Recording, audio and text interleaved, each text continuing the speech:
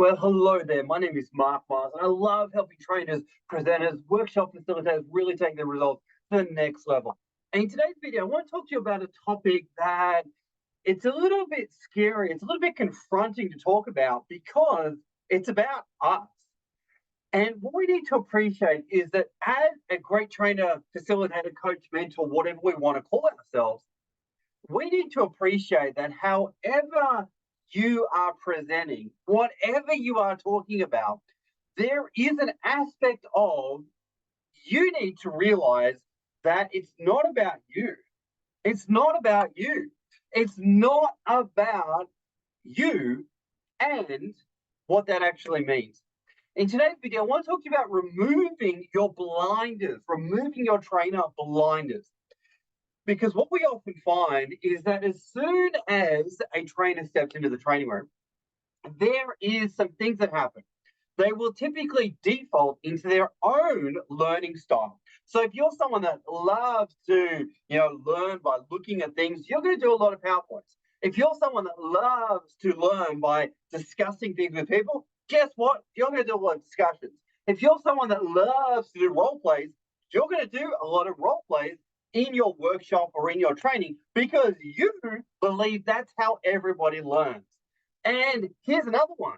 Maybe you're the kind of person that loves to just jump in and learn through experience. And maybe you don't read the instruction manual, maybe you don't need a lot of briefing, and you assume that everybody is like you, so you just throw people into things and you don't brief them. Maybe you're the opposite. Maybe you brief them and you don't give them enough opportunities to actually try out the things. And I really want to encourage you, if not prod you, to start to think about how are you not like your learners? How are you not like the people that you actually teach or run workshops with? That's a bit of a strange question to ask, but recently I came across someone who said, oh, the best way to learn is to just jump in there and work it out as you go along.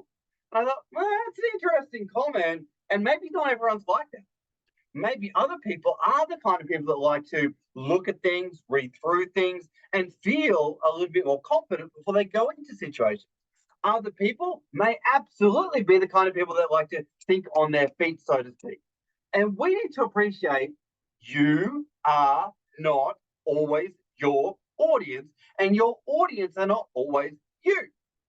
Now, again, it's a little bit of a strange topic to make a video on, but at the end of the day, in order to truly empower all of our audience members, we need to always be consciously aware of, are we delivering in a way that really connects with the learner, the participant, and the audience member in a way that they need to hear it in the optimal way that they take in information and that they learn. Now, I'm aware that in groups of 100, 200, you can't always do that. But what you can do is definitely at least have some conscious awareness around it, and also start to ask yourself some questions before you start your session to get yourself in the mindset of, it's not about me, it's not how I learn, it's about how they learn. So here are 3 simple things that you can start to think about if you're looking to plan a training session and remove some of those training blinders, so to speak. So first question I want to encourage you to ask yourself is, what don't I know about my audience? What don't I know about them? What don't I know about my audience? Maybe I don't know what their hobbies are. Maybe I don't necessarily know their age groups.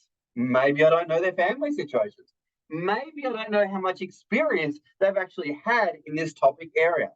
And simply asking the question, what don't I know, puts you in that place of curiosity, puts you in that place of wonder, and a sense of, maybe I don't know everything that I think I know. And that leads on to question number 2 that we can ask ourselves. Question number 2 is, what am I assuming about my audience? What am I assuming about them?